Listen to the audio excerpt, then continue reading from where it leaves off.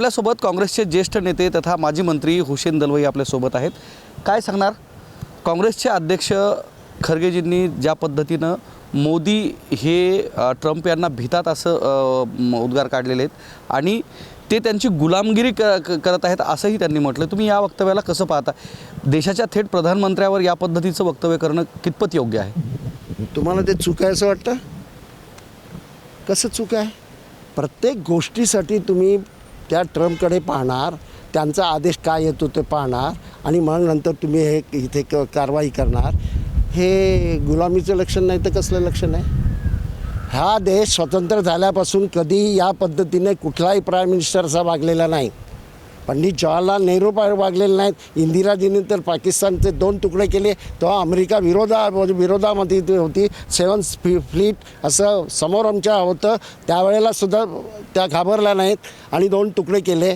मनमोहन सिंगजी तिथे गेले, याच्यामध्ये अमेरिकेमध्ये गेलेले असताना त्यांनी ज्या अरब देशावर आक्रमण केलं होतं अमेरिकेने, तिथेच ठणकावून सांगितलं की हे झालं, हे चुकीचं आहे म्हणून.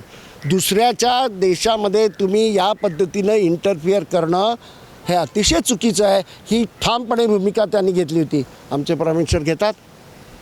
खरगे साहेब जे बोलले ते का बोलले की ते तुम्हाला इशारा करतात आणि तुम्ही वाकून यस सर करता म्हणून बोलले ना.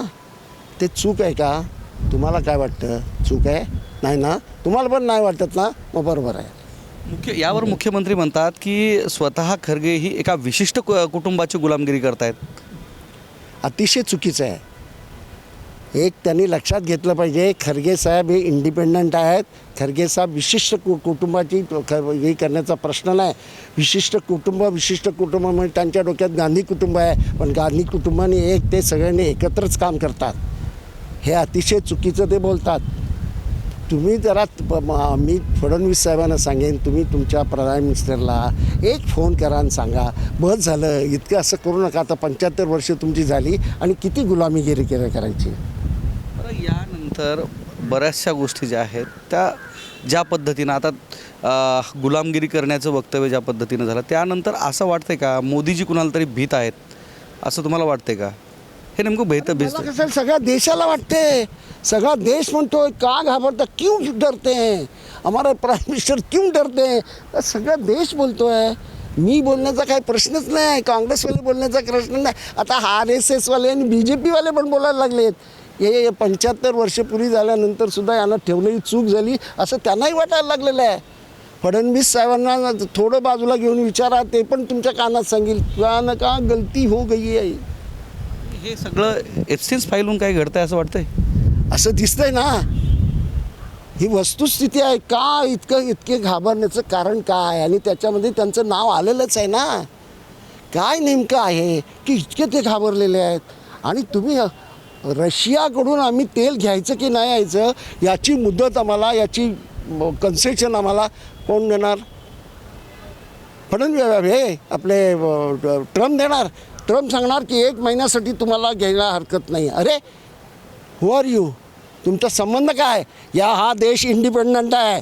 1947ला इंडिपेंडंट झाला आहे आणि या देशाकडे कुणी वाकड्या नजरेने पाहिलेलं आम्ही सहन करणार नाही. 140 कोटीचा हा देश आहे आणि ह्या देशाची गरिमा आहे. ती गरिमा सांभाळणं हे प्रधानमंत्र्यांचं काम आहे. ते सांभाळू शकत नसतील तर त्यांनी बाजूला व्हावं.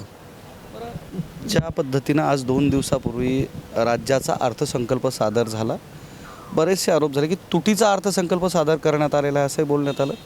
तुम्हाला वाटते की या अर्थसंकल्पामधनं राज्यातील शेतकरी, सुशिक्षित बेरोजगार, शेतमजूर या सगळ्यांच्या अपेक्षा पूर्तता झाली आहे का? तुम्हाला या अर्थसंकल्पासंदर्भात काय, तुमची काय भूमिका? असं लक्षात घ्या, एक तर इतक्या मोठ्या प्रमाणामध्ये त्याच्यामध्ये अर्थसंकल्पामध्ये प्रोव्हिजन करता येत नाही. तुटीचा अर्थसंकल्प देता, याचा अर्थ ज्या गोष्टी तुम्हाला केल्या पाहिजे त्या तुम्ही करूच शकणार नाही. आता आज मुख्यमंत्री असं म्हणाले की लाडक्या बहिणींना आम्ही काहीतरी उद्योग देऊ. चांगली गोष्ट आहे, उद्योग द्या. अरे असे पैसे तुम्ही का वाटता? लोकांना भीक देऊ नका, लोकांचा स्वाभिमान असा संपू नका. आमच्या महिला आहेत, कणखर महिला आहेत, त्या सावित्रीबाई फुल्यांना मानणाऱ्या आहेत. लक्षात घ्या, त्या सावरकरांना मानणाऱ्या नाही आहेत. त्या गोळवलकरांना कोण मानणाऱ्या नाही आहेत, त्या महात्मा फुल्यांना, सावित्रीबाई फुल्यांना मानणारे आहेत, त्या फातिमा शेखला मानणारे आहेत. हे लक्षात घ्या. त्यांना तुम्ही या तऱ्हेने असे वर पैसे देण्याचं काय करता आणि इलेक्शन त्या पद्धतीनं वोट खरेदी करण्याचं जे चाललेलं आहे चुकीचं आहे. आणि या अर्थसंकल्पनामध्ये काय नेमकं तुम्ही करणार आहात?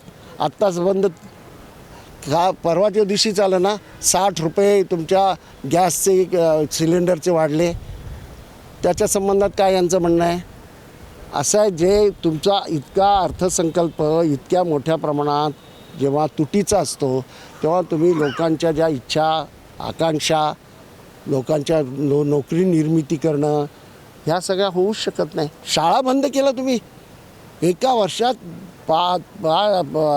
522 शाळा बंद करता, 255 शाळा बंद करता. काय म्हणजे गरिबांना शिकायचंच नाही, शिक्षण नाही, त्यांना आरोग्याची व्यवस्था नाही. ह्या सगळ्या गोष्टी आहेत ना. ज्या गरीब लोकांच्यासाठी तुम्ही काय करणार हे तुम्ही सांगतच नाही आहे. बरं, या अर्थसंकल्पामध्ये कर्जमाफी करण्यात आली. कर्जमाफीमधनं खरंच जी कर्जमाफी झाली ती शेतकऱ्यांना पूरक असणारी आहे का, आणि ती मिळेल असे तुम्हाला वाटते ज्या पद्धतीने करण्यात आले? नाही, ते मिळेल की नाही, कारण पैसाच नाही आहे तिजोरीमध्ये. ती मिळेल की नाही मला नाही सांगता येणार. पण ठीक आहे, थोडं तरी दिलासा दिला असं मी म्हणेन. मी सतत काही निगेटिव्ह बोलत नाही, परंतु इतर बऱ्याच गोष्टी आहेत ना, त्याच्या संबंधात काय करता? मी एक शाळा चालवतो, मराठी मीडियमची शाळा चालवतो मी. आमच्या गावामध्ये 2 शाळा आहेत, एक इंग्लिश मीडियम, एक मराठी मीडियम. छोटं गाव आहे, त्यांना विचारा. आम्ही ती शाळा चालवतो.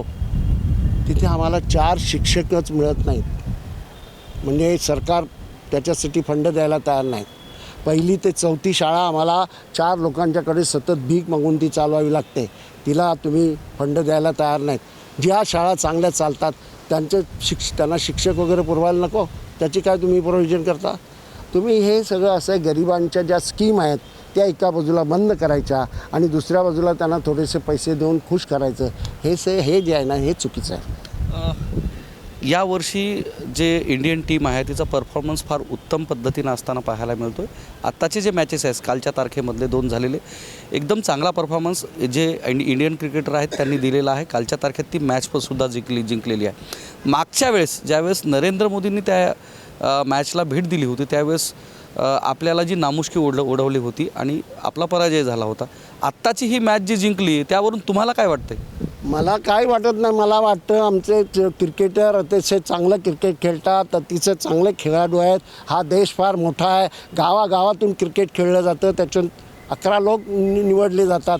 ते चांगलं खेळणारे आहेत. आमच्या क्रिकेटरची काही दोष नाही. त्यावेळेला आमचे प्रधानमंत्री तिथे गेले, त्यांचा पायगुणच असं आहे, त्याला काय करणार? तो आमच्या खेळाडूंचा काही दोष नाही हो. हे तिथे गेले नाही, काल गेले नाही ना म्हणून जिंकले आमचे लोक. ते गेले असते मला सारखं मी बोलत होतो, ईश्वरा मेहरबानी कर, त्या प्रधानमंत्र्यांना तिथे पाठवू नकोस, आमचे खेळाडू जिंकले पाहिजे. आणि जिंकले कारण तिथे ते गेले नाही.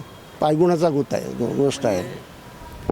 मोदींच्या कुंडलीमध्ये दोष आहे, म्हणजे ज्या मैदानावर ते गेले त्या ठिकाणी अपयश असं. अरे या देशाचं काय केलं त्यांनी? या देशाचं प्राईम मिनिस्टर बनले, आता भाजपवालेच बोलायला लागले, RSS वाले बोलायला लागले. झाली आजच्या 75 वर्षात, आता जरा बाजूला व्हा असं तेच सांगायला लागलेत. कंटाळेत. कुठले पेपर आले तरी काय त्याच्यामध्ये आहे त्याबद्दल त्यांना इतके घाबरलेले आहेत की ह्यांचा फोन आला की थरथर करतात. ट्रम्पचा फोन आला की ट्रम्प बोलतील ते तुम्ही करतात सगळं. ट्रम्प बोलले उठा, आमचे प्राईम मिनिस्टर उठतात. बसा, आमचे प्राईम मिनिस्टर बसतात. ही स्थिती आहे. हे आमचे प्राईम मिनिस्टर, या देशाचा प्राईम मिनिस्टर पंडित जवाहरलाल नेहरू पहिले प्राईम मिनिस्टर. संबंध जागतिक लेवलवर 3री आघाडी बनवली होती त्यांनी. इंदिराजींनी पाकिस्तान तोडलं, 2 भाग करून टाकले. मनमोहन सिंगजी तिकडे गेले होते अमेरिकेला, त्यावेळेला त्यांनी अरब देशातल्या एका देशांवर हल्ला झाला.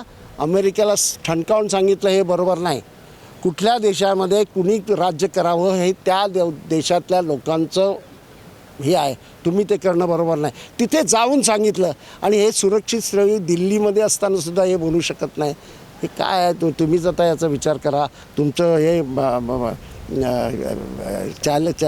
चॅनल आहे ते बऱ्याच वेळा त्यांची बाजू घेत असतं, पण आता जरा जनतेची बाजू घ्या. नाही, शेवटचे 2 प्रश्न. कालच्या तारखेमध्ये धर्मांतर विरोधी कायदा हा सभागृहात मांडण्यात आला. त्यानंतर या ठिकाणी जे बांगलादेशी घुसखोरांचा जो विषय आहे त्यावर सुद्धा या ठिकाणी बांगलादेशी घुसखोरांनी या ठिकाणी एंट्री केल्यामुळं या ठिकाणचे जे म्हणजे रोज मजुरी करणारे जे लोक आहेत त्यांचा रोजगार हिरावला जातो असंही बोललं जाते.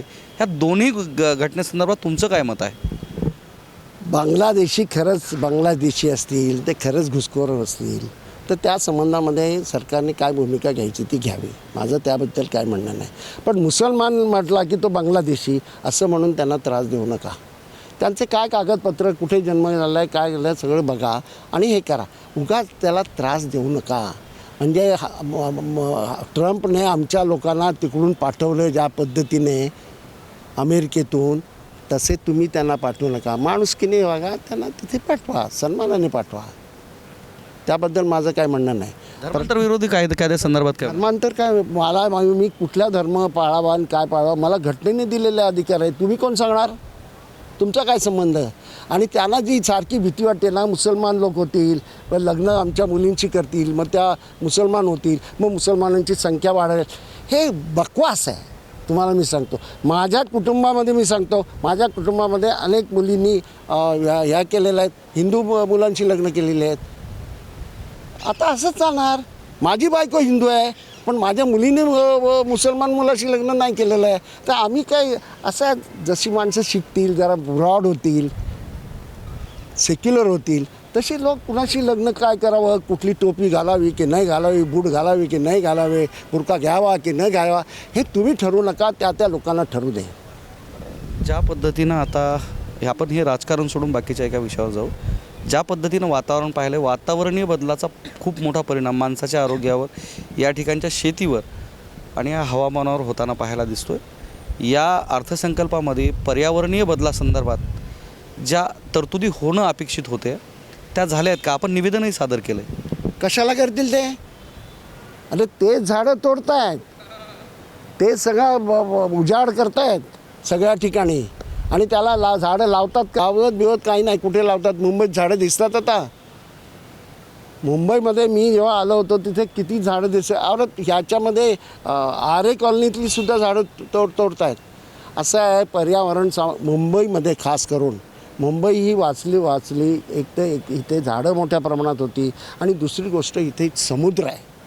दिल्ली पुण्यासारखी स्थिती आपली नाही आहे, तरीही इतक्या मोठ्या प्रमाणात पोल्युशन होतं. हे का होतं आहे याचा विचार नको करायला? आणि त्या संबंधामध्ये सरकारने ताबडतोब हे करायला पाहिजे ना.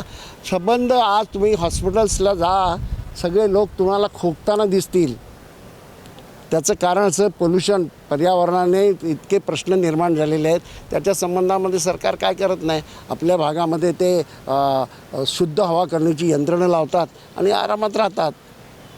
तर हे आपल्यासोबत होते काँग्रेसचे ज्येष्ठ नेते हुसेन दलवाई, ज्यांनी नरेंद्र मोदी यांची जी भूमिका आहे त्याच पद्धतीनं पर्यावरणीय बदल जे आहे त्यावर भाष्य केलं आहे. कॅमेरामन सुधाकरसह मी धनंजय सोळंके, टाइम्स नाऊ मराठी, विधान भवन, मुंबई.